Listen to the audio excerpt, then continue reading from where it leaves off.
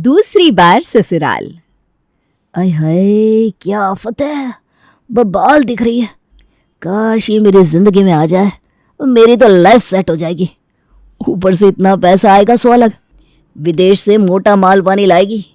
अंकित क्या सोच रहा है, आगे चलकर बात कर ले, ऐसा मौका बार बार नहीं मिलता। एक मॉल में अलीशा और अंकित दोनों अपनी अपनी शॉपिंग कर रहे थे। अंकित अलीशा के पास जाकर कहता है, हाय दिस इज अंकित, कोई हेल्प की ज़रूरत हो तो बताना। हाँ श्योर, तुम यहाँ के स्टाफ हो ना? अब नहीं यार, मैं क्या इतना बुरा दिख रहा हूँ तुम्हें? तुम मुझे अच्छी लगी तो सोचा बात कर लूँ। वैसे मेरा बहुत बड़ा काम है, लोहे की फैक्ट्री है। जो भी लड़की मुझसे शादी करेगी राज करेगी, राज। लगता तो नहीं है। ठीक है, ये लो मेरा नंबर, कभी मेरे घर आना तो तुम्हें पता चल जाएगा। ओके बेब्स, चलता हूँ मैं। अंकित सोचता है कि उसने अलीशा को फंसाने के लिए दाना डाल दिया है, लेकिन उसे पता नहीं था कि जाल में अलीशा नहीं, अंकित खुद फंसने वाला है। अलीशा और अंकित की बातें होना शुरू हो जाती है। दोनों दिन रात बातें करते रहते हैं, कभी वीडियो कॉल पर तो कभी वॉइस कॉल पर तो कभी मैसेज में चैटिंग। सब कुछ अच्छा चल रहा होता है और एक रोज अंकित अलीशा से कहता है, अलीशा क्या कहती हो, मुझसे शादी करोगी? चलोगी घर माँ से मिलने? वैसे तुम मुझे बहुत अच्छी लगती हो। मुझे लगा नहीं था कि तुम मुझे कभी पसंद भी आओगी। अलीशा अंकित के साथ उसके घर जाती है। सुधा अलीशा को देखते ही खुश हो जाती है और ईशा से कहती है, तेरे भाई में कोई तो बात है, कोई भी लड़की उसके पीछे पागल हो जाती है। मुझे तो पता ही था भैया, किसी न किसी को ले ही आएगा। तुम ही ये टेंशन ले रही थी कि रीना से तलाक के बाद कैसे शादी हो पाएगी। ये तो विदेशी लग रही है, मोटा दहेज आएगा माँ। नजर मत लगा, लड्डू फूटेगा तो भूरा तेरे हाथ भी आएगा। बस ये शादी करके आए, उसके बाद इसे काम में लगाकर हम दोनों माँ बेटी आराम करेंगे। ईशा और सुधा अलीशा की बहुत खातिरदारी करती हैं और अलीशा भी शादी करने को राजी हो जाती है। मेरे सभी रिलेटिव फॉरेन में रहते हैं, डैडी को आने में वक्त लगेगा और मुझे पता है कि डैडी मेरी शादी अंकित से होने नहीं देंगे। शादी करके मैं अपने घर वालों को बता दूंगी।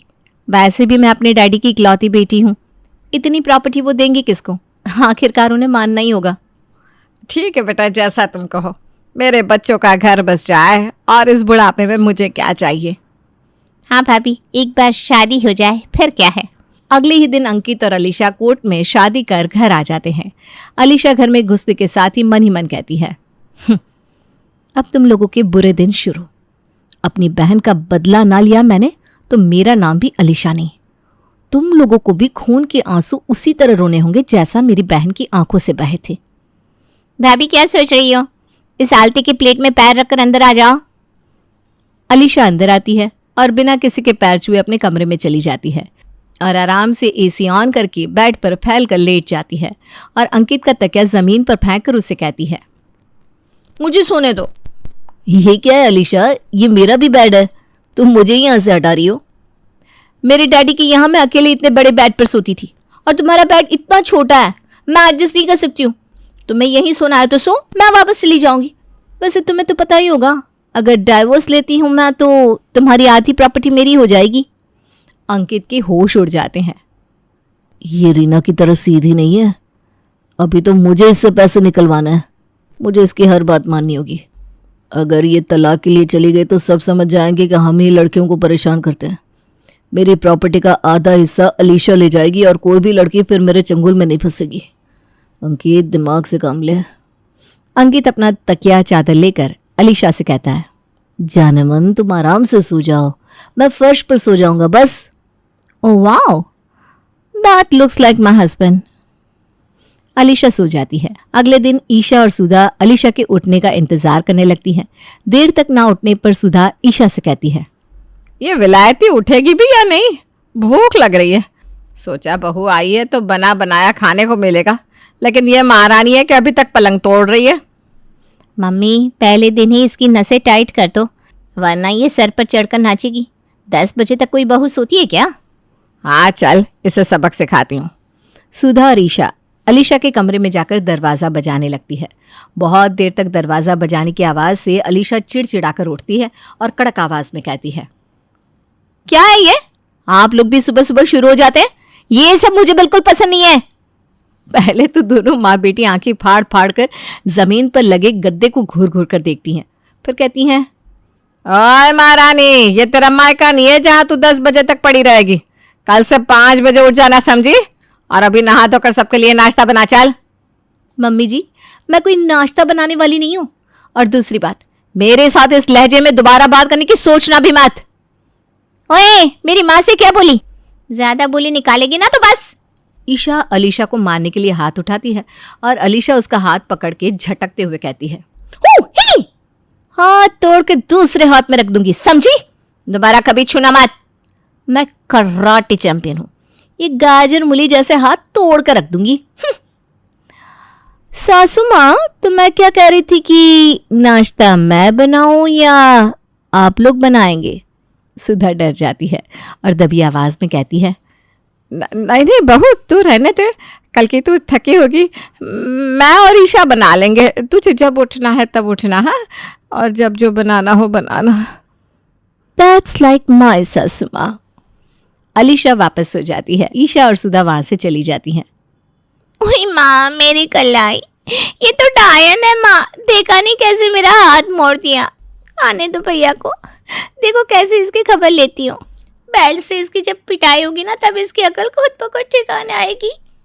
हाँ, वरना बेटी ये तो हमारे सर पर चढ़कर नाचेगी। सुधा खाना बनाती है।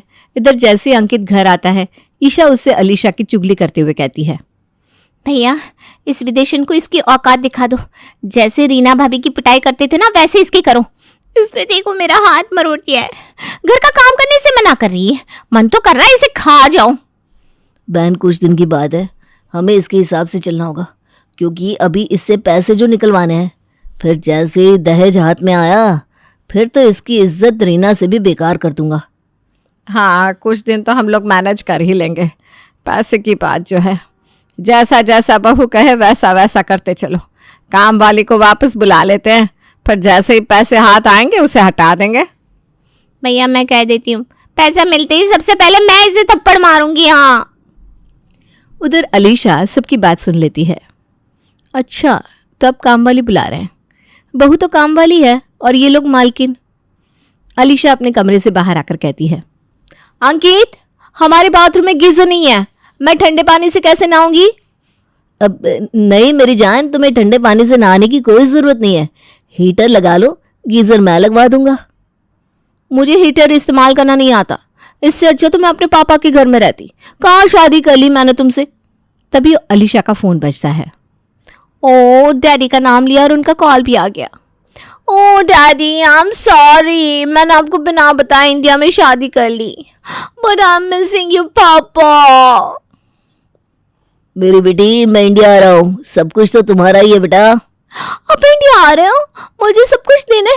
ना ना डैडी, मैं इतना सब कुछ नहीं हैंडल कर सकती। No please. तभी सुधा अलीशा के हाथ से फोन लेकर कहती है, बेटा, अंकित है ना, वो संभाल लेगा। समधी जी, आप आराम से आओ, आपका ही तो घर है। अंकित भी तो आपके बेटे की तरह है। ठीक है, तब तो मैं आता हूँ। चल बेटा, मैं पानी कैसे गर्म करते हैं बता देती हूँ। सुधा हीटर से पानी लगा देती है। देख बहू, पानी गर्म करने ऐसे लगाते हैं, बस ये हो जाएगा तो तू निकाल लेना। हाँ, थैंक यू सासू माँ। पानी गर्म होती ही अलीशा फिर आवाज देने लगती है, सासू माँ, मुझसे हीटर नहीं निकल रहा। अब आ रही हूँ। सुधा के साथ ईशा भी आती है। सुधा हीटर निकाल कर कहती है, अब देख लिया ना बहू, अब तो दिक्कत नहीं है। हाँ, चल अब तू आराम कर, मैं काम कर लेती हूँ। सासू माँ, पानी कितना गर्म हुआ कैसे पता चलेगा? हाथ लगा कर देख लो, कैसे क्या पता चलेगा? अब ये भी तुम्हें माँ बताएगी क्या? ईशा पानी में हल्का सा हाथ लगाती है और अलीशा ईशा का एक हाथ पूरा पानी के अंदर डाल देती है। ईशा का हाथ जल जाता है। वो झटके से हाथ निकाल कर कहती है, पागल हो क्या तुम भाभी, मेरा हाथ जला दिया। मैंने तो कहा ही था कि मेरे मामले में टांग मत अड़ाओ। लेकिन तुम सुनने वाली कहाँ हो? खुद का हाथ जला तो एहसास हुआ ना, किसी का हाथ जलाने से उसे कैसा दुख होता है। ईशा और सुधा को एक बार के लिए रीना की याद आ जाती है, कैसे उन्होंने उस बेचारी का हाथ जलाया था। अगले दिन अलीशा सुधा से कहती है, सासू माँ, मुझे काम वाले के हाथों का खाना अच्छा नहीं लगता। कपड़े भी अच्छे से वॉश नहीं हो रहे हैं। आप मेरा काम कर दिया करो। मैंने अपने डैडी से भी आपकी तारीफ की है। बाकी आप नहीं भी करोगी तो मुझे अपना काम करवाना आता ही है। अरे बहू मैं कर दूंगी ना, इसमें क्या है, आज ही खाने वाले को हटा देती हूँ। वही ना सासू माँ, काम करने से सेहत भी अच्छी रहती है। सुधा गुस्से में दांत पिसते हुए कहती है, एक बार प्रॉपर्टी आने दो हमारे हाथ में, फिर बताती हूँ तुम्हारी सेहत। अलीशा अब घर का काम दोनों माँ बेटे से करवाती है और सबके नाक में दम करके रखती है। इसी तरह 1 महीना बीत जाता है और एक रोज सुधा अंकित से कहती है, अरे कब इसका बाप आएगा और अपनी सारी प्रॉपर्टी तेरे नाम करेगा। हम दोनों कब तक काम करेंगे बेटा। खाना वाली भी इस महारानी ने हटवा दी है, तू जाकर उससे प्रेशर देना। अब हाँ माँ, मैं बात करता हूँ अलीशा से। अंकित अलीशा से जाकर कहता है, डैडी अभी तक नहीं आए, कोई खबर उनकी, कब तक आएंगे? डैडी का बिजनेस कोई छोटा सा नहीं है जो ऐसे ही छोड़कर आ जाए। ये कौन सी बात हुई? उनके हाथ से संपत्ति छूटी नहीं रही, मरते मरते भी पैसा पैसा करते रहेंगे क्या? हे, मेरे डैडी के बारे में कुछ भी मत बोलना ऐसा वैसा, समझे? अरे क्यों ना बोलूं, मुझे तो लगा था तुम अच्छे घर से हो, किसी और से शादी करता तो अच्छा खासा दहेज मिलता। यहाँ फूटी कौड़ी भी नहीं मिली और इतने तेवर झेलो सलग। ज्यादा चूचे पाट मत करो, मुझे सब पता है तुम क्या हो, समझे? मुझे तलाक चाहिए, मैं मेरा हिस्सा लेकर आऊंगी। मुझे रीना दीदी मत समझना, जिसे तुम लोगों ने मार पीट कर घर से निकाल दिया और वो बेचारी चुपचाप से चली गई तुम लोगों की ज्यादतियां बर्दाश्त करके। तुमने मुझसे ये बात छिपाई कि तुम शादीशुदा हो, हाँ? कमरे से जोर जोर से आवाज आने पर सुधा और ईशा कमरे में आती है। ये क्या हो रहा है? अंकित बहू से ऐसे क्यों बात कर रहा है? माँ ये लोग कुछ नहीं देने वाले, ऊपर से ये महारानी मुझे डिवोर्स की धमकी दे रही है। अच्छा बहू, तुझे हमारे बारे में पता ही नहीं है। हमने अच्छे अच्छों को सीधा कर दिया है, समझी? बड़ी आई हिस्सा लेने वाली। ईशा बेल्ट लाकर अंकित को देती है। लो भैया, और इसके शरीर पर तोड़ दो, फिर इसका भूत खुद ब खुद उतर जाएगा। हाँ अब तो इसे बताना ही होगा। अंकित बेल्ट उठाकर अलीशा को मारने के लिए जाता है। अलीशा उसका बेल्ट पकड़कर कहती है, मुझ पर हाथ उठाकर तुमने अपने काल को बुला लिया है अंकित।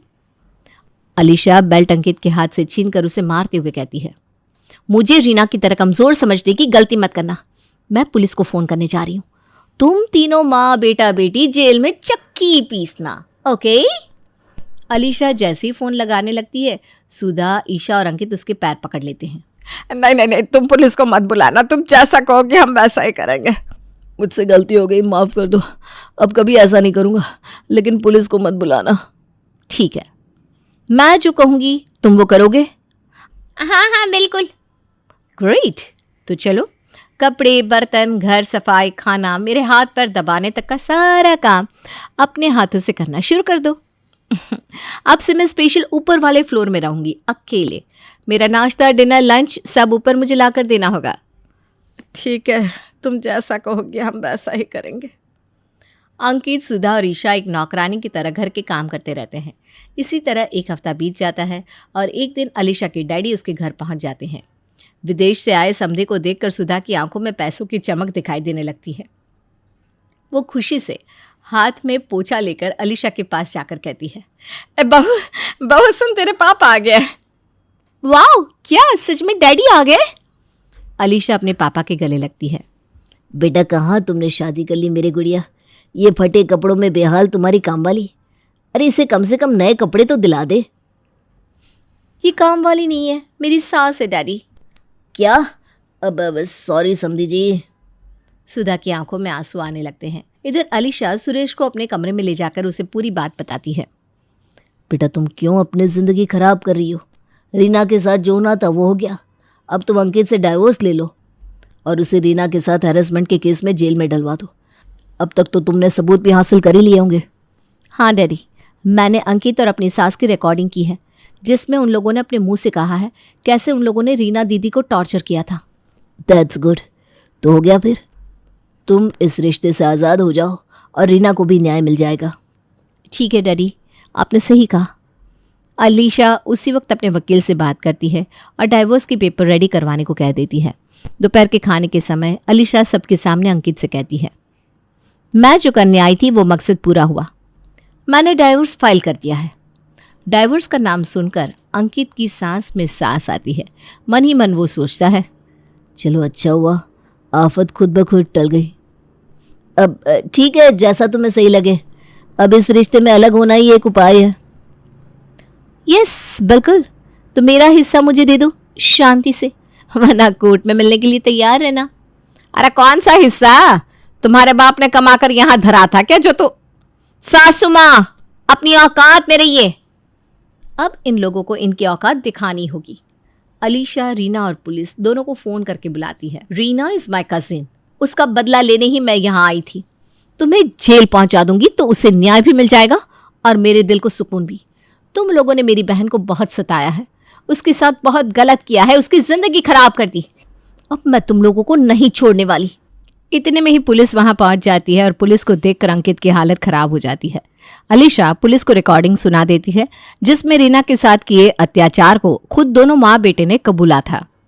इस आदमी को जेल की हवा खिलाइए। ओए, मुंह क्या देख रहा है, चल। पुलिस अंकित के हाथों में हथकड़ी डाल देती है और उसे ले जाने लगती है। अंकित अपनी माँ और अलीशा से रो रो कर कहने लगता है, अलीशा मुझे जेल मत भेजो, तुम जैसा कहोगी मैं करूँगा। माँ मुझे बचा लो माँ। सुधा लाचार आंखों से अलीशा को देखने लगती है लेकिन कुछ कह नहीं पाती। इतने में ही रीना वहां आकर पुलिस को रोक लेती है। सर, मैं ये केस वापस लेना चाहती हूँ। दीदी, ये क्या कर रही हो तुम? बड़ी मुश्किल से तुम्हारे गुनहगारों को सजा मिल रही है। तू चुप कर थोड़ी देर। सर, मैं ये केस वापस लेती हूँ।